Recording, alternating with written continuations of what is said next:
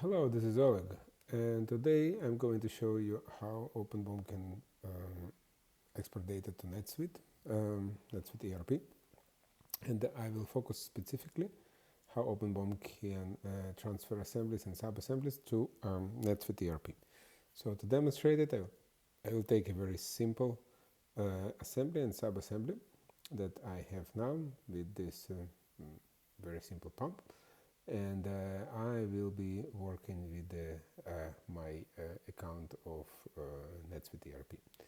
So first what I do have two assemblies. So one assembly had a part number PSSA and another is a PSA.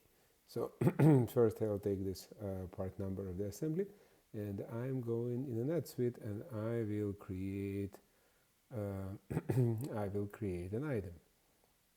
So I will create an item and it will be bill of materials for the part number that I would like to save. It's PSSA.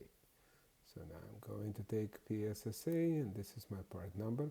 Because OpenBOM is integrated and the application OpenBOM application is installed in NetSuite, if I move to the engineering tab, we get an access to this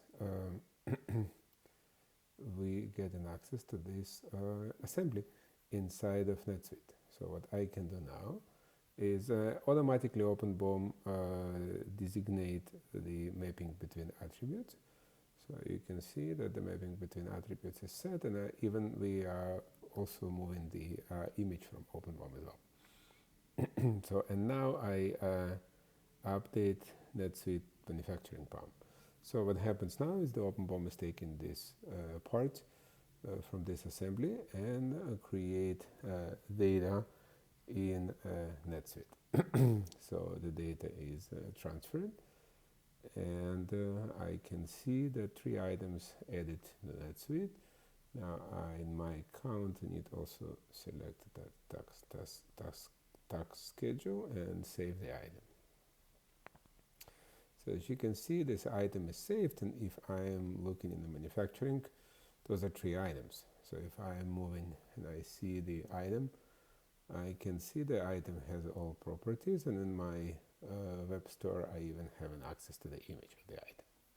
Alright, so now moving next. Now the next thing that I need to do, I will take this assembly PSA, so this is the bill of materials that I will copy this value, and I am going back to NetSuite and I will create another item.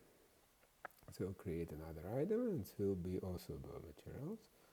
And now, exactly the same way I did before, I will take and will put part number, and then engineering tab, we will get access to this bill of materials. So you see the access to bill of materials, everything stays the same, and we can just update NetSuite manufacturing BOM.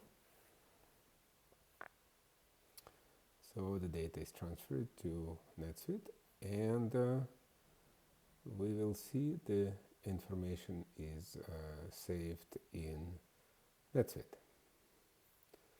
So now if I go to this item, I just need to select the task schedule and save the item.